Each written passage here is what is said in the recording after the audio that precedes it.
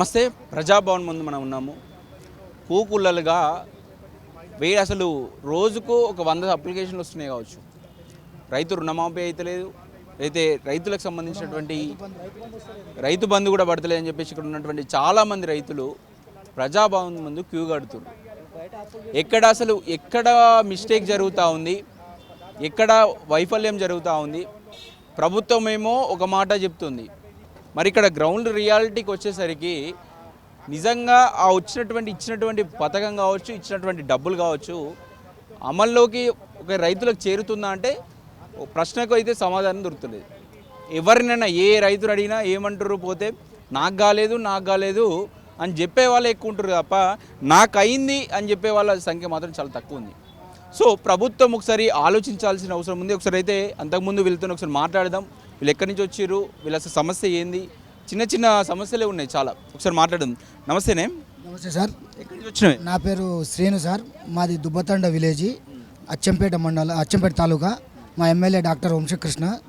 అంటే మాది Mananur bank sir. నేను రుణమాఫీ కోసం వచ్చాను సార్. 2 లక్షల పైన ఉంది నాది. 2 లక్షల పైన ఉంటే 24,000 కట్టేశాను. మా భార్యకు కాలేదు, నాకు కాలేదు, మా కొడుకు కాలేదు, మా ఇంట్లో ఎవరికి కాలేదు. గత గవర్నమెంట్లో కూడా కాలేదు సార్, ఈ గవర్నమెంట్లో కూడా కాలేదు సార్. మేము ఇప్పటికే 1 సంవత్సరం అయింది తిరగబట్టి. కనీసంగా ఏ అధికారి కూడా మాకు పట్టించుకుంటలేడు. కానీ గవర్నమెంట్ ఇప్పుడు 2,40,000 నన్ను 2,25,000 సార్. సో మీది పైసలు కట్టాను సార్. కట్టినాక ఎందుకు అయితే కట్టినా కూడా ఇక్కడ నిన్ను ఇబ్బంది పెడుతుంది ఎవరు, బ్యాంకుల్లా లేకపోతే ఆఫీసులే సార్, అధికారులు. కలెక్టర్ దగ్గర కూడా పోతే ఇది ఇచ్చారు, ఏమని మీది మొత్తం క్లియర్ ఉంది, రేషన్ కార్డులో తప్పు లేదు, ఆధార్ కార్డులో తప్పు లేదు, మీరు క్లియర్ ఉందని చెప్పారు. అయితే ఎందుకు పడతలేదు సార్ మాకు రుణమాఫీ? ఎందుకు రాలేదు? టీఆర్ఎస్ గవర్నమెంట్లో రాలేదు, కాంగ్రెస్ గవర్నమెంట్లో రాలేదు. మళ్ళీ ఏం చేయాలి సార్? మాకు రైతు బంధు పడతలేదు. మళ్ళీ ఏం చేయాలంటే మీరు క్లియర్ ఉందని అంటారు, పైన ఉన్న డబ్బులు కట్టమంటారు, మాకు మళ్ళీ రుణమాఫీ రాలేదంటే చాలా ఇబ్బంది. ఇట్లా ఎక్కువ ఉందని 2 ఎకరాలే ఉంది సార్. నాకు 2 ఎకరాలు ఉంది, మా భార్యకు 2 ఎకరాల 32 కుంటలు ఉంది. మాకు జాగ ఏం ఎక్కువ లేదు. అప్పు మిత్తితో చాలా పెరిగిపోయింది సార్. దానివల్ల మాకు రుణమాఫీ కావాలని అంటున్నాం సార్. ఇంకోటి ఏంటంటే రుణమాఫీ చేయడంలో ఏంటంటే 70% అయిపోయింది రైతులకు, 30% రైతులకే కాలేదు సార్. దాంట్లో మా లిస్ట్ ఆగింది. కొద్దిగా మాకు 70% అయిపోయింది. 70% రుణమాఫీ అయిపోయింది. కేసీఆర్ గవర్నమెంట్లో అయిన వాళ్ళకే అయిపోయింది మొత్తానికి. కానీ మాకు గవర్నమెంట్లో కాలేదు, ఈ గవర్నమెంట్లో కాలేదు సార్. దయచేసి మాకు రుణమాఫీ చేయమని గవర్నమెంట్కి కోరుతున్నాం సార్. మేము ఇప్పుడు ఎంత తీసుకున్నావు నువ్వు? నేను తీసుకున్నప్పుడు ఎంత సార్, 2,000 అంటే దాదాపు 2,000 తీసుకున్నాను నేను. 2000 సంవత్సరంలో తీసుకున్నాం. అప్పుడు రాజశేఖర్ గవర్నమెంట్లో 2004లో నాకు మాఫీ వచ్చింది, మొత్తం క్లోజ్ అయిపోయింది. దాని తర్వాత మళ్ళీ రిటర్న్ లోన్ తీసుకున్నాను నేను. అప్పటి నుంచి ఇప్పుడు దాకా రెన్యువల్ చేసుకుంటున్నా, డబ్బులు కట్టుకుంటున్నా అన్ని చేసినా కానీ మాకు అసలు మాఫీ అనేది అసలే రాలేదు సార్. రాకపోతే కేసీఆర్ గవర్నమెంట్ కూడా 1,00,000 రూపాయలు చేస్తున్నారు సార్. దాంట్లో 1 రూపాయి కూడా మాకు రాలేదు. కాంగ్రెస్ గవర్నమెంట్లో కూడా రాలేదు సార్. దానికోసం కొద్దిగా మాకు రిక్వెస్ట్గా మేము అందరి దగ్గర పోతున్నాం సార్. మా జిల్లా కలెక్టర్ దగ్గర పోయాను, రెవెన్యూ అధికారి దగ్గర పోయాను అచ్చంపేటలో, మళ్ళీ ప్రగతి భవన్లో కూడా వచ్చాను సార్. ఇప్పటికీ 4 సార్లు తిరగబట్టి మేము అందరి దగ్గర పోయి మాకు రుణమాఫీ కావాలని కోరుతున్నాను సార్. చెప్పే, నువ్వు ఎక్కడి నుంచి వచ్చినావు? గద్వాల్ సార్, జోగులం. ఎంత తీసుకున్నావు, ఎంత అయింది? 1,00,000 తీసుకున్నా సార్. 4 నెలల నుంచి మిత్తి కడుతున్నా. ఒక ఏడాది మిత్తి కట్టలేదు సార్. 1,10,000 దాకా ఉన్నది. అది రుణమాఫీ అయితే లేదు, రైతు బంధం వస్తలేదు. ఇల్లు కట్టుకుందామన్నా అది, ఇప్పుడు రేషన్ కార్డు పెట్టుకుందామన్నా పైసలు లేవు. ఈ విస్తరణ కూడా లేదు, ఇక్కడే టికానా లేదు. ప్రపంచంతో పోటీ అయిందా రుణమాఫీ? ఎవరు కాలేదు సార్, కాలే. 2018 తీసుకున్నా ఫస్ట్ టైం సార్. 2018 తీసుకున్నా, కాలేదు సార్. రుణమాఫీ అయితే లేదు సార్. రుణమాఫీ అయితే లేదు, రైతు బంధు వస్తలేదు. ఏం తప్పు ఉందంటారు? తప్పు అంటే ఏం లేదు సార్, తప్పు ఏం లేదు, కరెక్ట్ ఉన్నాయి. ఈ పైసలు లేవు, ఇవన్నీ గవర్నమెంట్ దగ్గర పైసలు గవర్నమెంట్ దగ్గర ఉంటాయి సార్. వాళ్ళ దగ్గర వాళ్ళకి తెలుసు, వాళ్ళ దగ్గర. కానీ చేస్తలేరు పనులు. రేవంత్ రెడ్డి చేస్తలేడు. ఆయన రేవంత్ రెడ్డితో అవుతలేదు. ఇప్పుడు రేవంత్ రెడ్డి మంచివాడు కాకపోతే ఆయన సలహాదారులు ఇబ్బంది పెడుతున్నారు సార్. అట్లా దయచేసి నాకు రుణమాఫీ చేయండి సార్, రైతు బంధు చేయండి sir please. Revanth Reddy sir please. Right.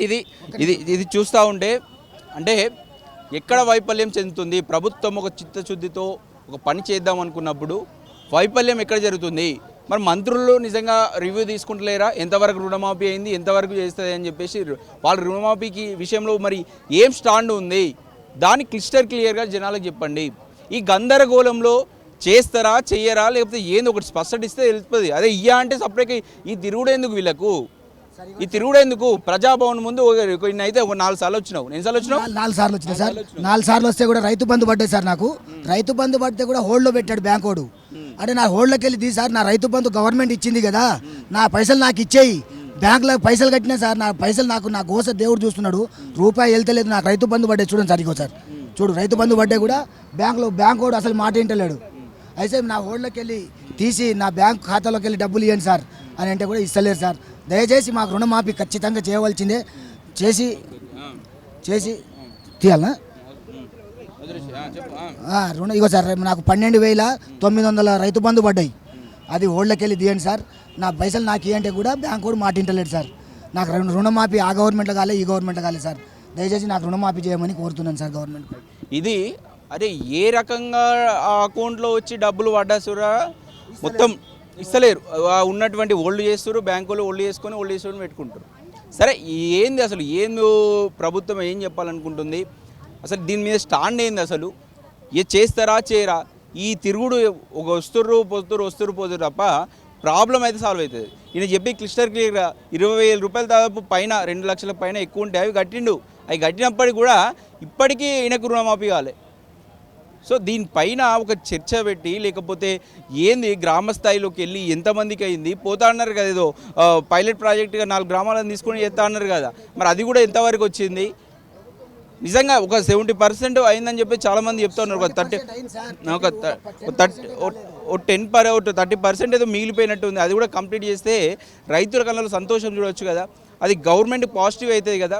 ఈ రకంగా ఎందుకు ఆలోచిస్తలేరు? ఎక్కడ ప్రభుత్వం ఒక రకంగా చెప్తోంది, అటు చీఫ్ మినిస్టర్ ఒక రకంగా చెప్తుండు, ఒక మన మినిస్టర్ ఏం చేస్తుండు?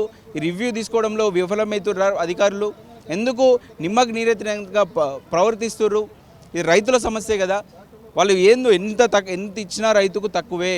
మీరు ప్రభుత్వం ఎంత సేవ చేసినా రైతుకు తక్కువే. సో దీని మీద ప్రభుత్వం రివ్యూ చేయాల్సిన అవసరం ఉంది. ఏదైతే రైతులకు ఇవ్వాల్సినటువంటి రైతు బంధు కావచ్చు, లేకపోతే రైతు రుణమాఫీ కావచ్చు, వెంటనే అర్హులైనటువంటి ప్రతి ఒక్కరికి మాఫీ అయ్యిందా లేదా ఒక లీస్టు పెట్టుకోండి. మండల స్థాయిలో ఒక లీస్టు పెట్టుకొని పూర్తి స్థాయిలో మీ అధికారులను ఏదైతే మీరు పంపిస్తారు కదా, మీరు జనాభా లెక్కలు తీసుకోవడానికి, ఆ రకంగా మీరు అవసరమైతే పంపేయండి. ఎంతమందికి రైతులకు రుణమాఫీ అయింది కాలేదో తెలుసుకోవడానికి కారణంలోకి ఎంతనే పిలిచి ఒక మీటింగ్ పెట్టి ఎంతనే సాల్వ్ చేయండి. మరి డబ్బులు లేవు ఇంకెన్ని రోజులు చెప్తారు? 15 నెలలు అవుతుంది. 15 నెలలు వచ్చినా కూడా ఇంకా పైసలు లేవు, గత ప్రభుత్వం అది చేసిపోయింది ఇది చేసిపోయింది అని చెప్తే ఇంకా ఎన్ని రోజులు చెప్తారు? దీనిపైన రివ్యూ చేయాల్సిన అవసరం ఉంది. ప్రభుత్వం దీనిపైన దృష్టి సాధిస్తేనే ప్రభుత్వానికి మనుగడ ఉంటుంది. రేపు ఫ్యూచర్లో కాంగ్రెస్ పార్టీ కూడా మంచి పూర వచ్చే అవకాశం ఉంటుంది తప్ప ఇలా వీళ్ళను ఇట్లా అధికారుల చుట్టూ లేకపోతే ఆఫీసుల చుట్టూ తింటే మాత్రం చాలా చెడ్డ పేరు వస్తుంది. దీనిపైన ప్రభుత్వం ఇప్పటికైనా దృష్టి సాధించాలి. కెమెరామెన్ పాషాతో అక్షిత్, హైదరాబాద్.